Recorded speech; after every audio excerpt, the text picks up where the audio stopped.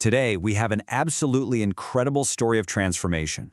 We're going to look at how a single army regiment completely changed its identity over 200 years, connecting two totally different eras and, believe it or not, two different nations.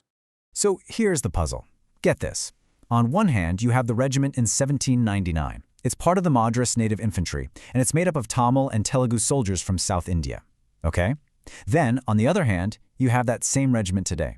It's the 2nd Baloch Regiment of the Pakistan Army. So the question is, how on earth did this become that?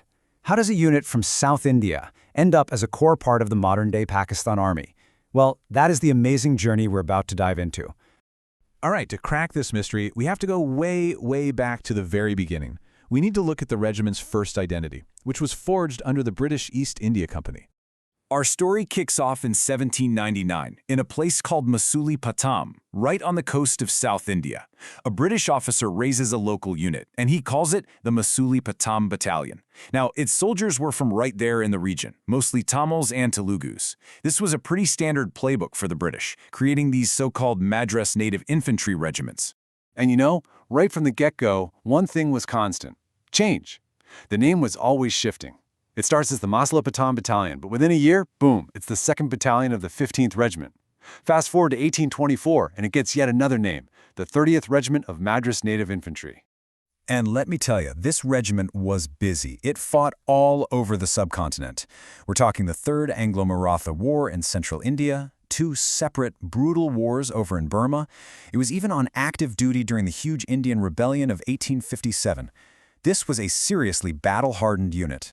But you know, it was all that time spent fighting in Burma that would end up triggering the biggest, most fundamental shift in the regiment's entire history. This is what set it on a path to a completely new identity. Okay, remember this year, 1892. This is the big turning point. The regiment is totally remade. The South Indian soldiers, they're replaced with recruits from the north, Punjabi Muslims, Sikhs, Rajputs, and Brahmins. The British Army had a term for this. They called it changing the class composition, basically just swamping out one entire ethnic and regional group for another. So why the huge change? What was going on? Well, it all boiled down to British imperial strategy. After winning the 3rd Anglo-Burmese War, Britain suddenly had all this new territory it needed to control. So our regiment was repurposed to become one of these special Burma battalions, tasked with policing the area.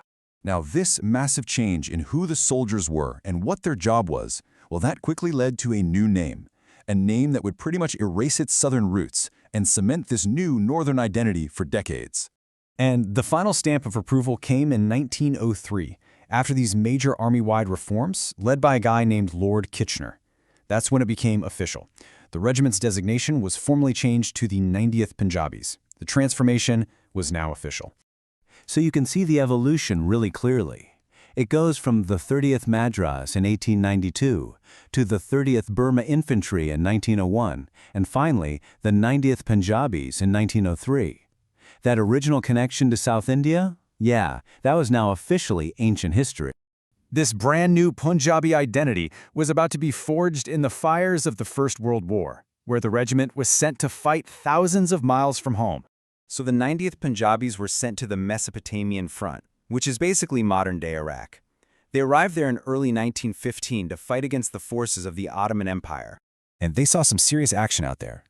They fought with incredible distinction all along the Euphrates River Valley and took part in several major, brutal battles, like the Battle of Nasiriyah and the action of Khan Baghdadi. But that war came at a really heavy price.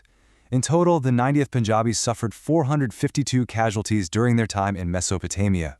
And of those casualties, 158 were soldiers killed in action. Just an immense sacrifice that really solidified the regiment's tough reputation. But hold on, the story doesn't stop in World War I, not by a long shot. As the British Raj began to wind down, the regiment was about to go through its final, and perhaps its most profound, series of transformations. All right, here are the final steps. First, in 1922, it gets reorganized and becomes part of the larger 8th Punjab Regiment. Then comes the really pivotal moment, 1947. During the partition of India, the regiment is allocated to the brand new Pakistan Army. A few years later, in 1956, it merges with the Baloch Regiment and is eventually redesignated as the 2nd Baloch. which is exactly what it's called today. And what this all creates is this remarkable, unbroken thread of history. It's a lineage that started with Tamil and Telugu soldiers fighting for the British East India Company, and it continues today as an integral part of the Pakistan Army. It's literally the same regiment, but from two completely different worlds.